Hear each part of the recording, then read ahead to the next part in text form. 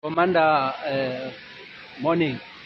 Ya ngoba besishilo ukuthi ke silana eMonte Casino sizomela uSisigabi uMapholoba. Hayi indaba ezimnandi.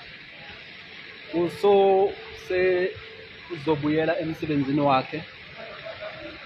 Lo bebemesile kuwona for 2 weeks for no apparent reason. Umkhonto uyakwazi.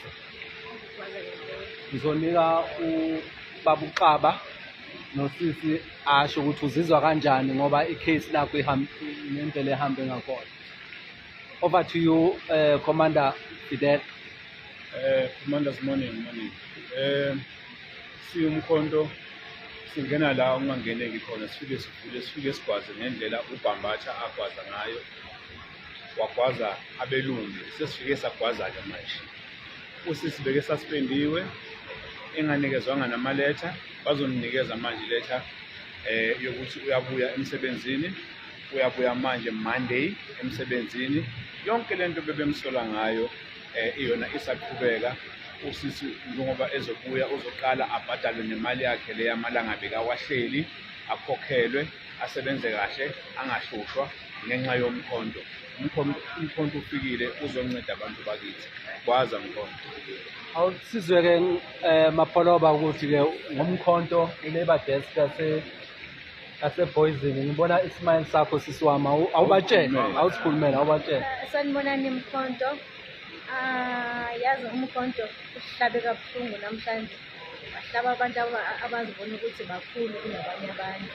Sekuhlekele kuthe ngoba mina bayasazi ukuthi isitori sami ngiyasazi. Ngiyabonga kakhulu. Nanku abantu bami bangimele yamazi uNkulunkulu wasemhlabeni. Ithi viva mkhonto, viva. Viva. Ngiyabonga kakhulu ukuthi manje ngiyabuyela emsebenzini. Ngizone ukusebenza ngomhla ka-7. Namhlanje mhla kabani? 20. Okusho ukuthi sabashilo umkhonto wathi kumele ihlabeke nemali ebhenkini lami wabe ngihleli phansi. Ngiyabuyela emsebenzini. Umkhonto mawuhambe phambili insuku zonke. Ngiyabonga. Ya no sibonga kakhulu leadership MK Labour Desk in Gauteng.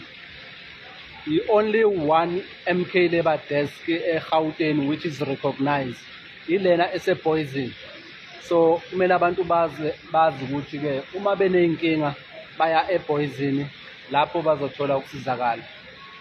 Hlaba mkhonto, hlaba. Hlaba. Viva MK Labour Desk, viva. Viva. Danko.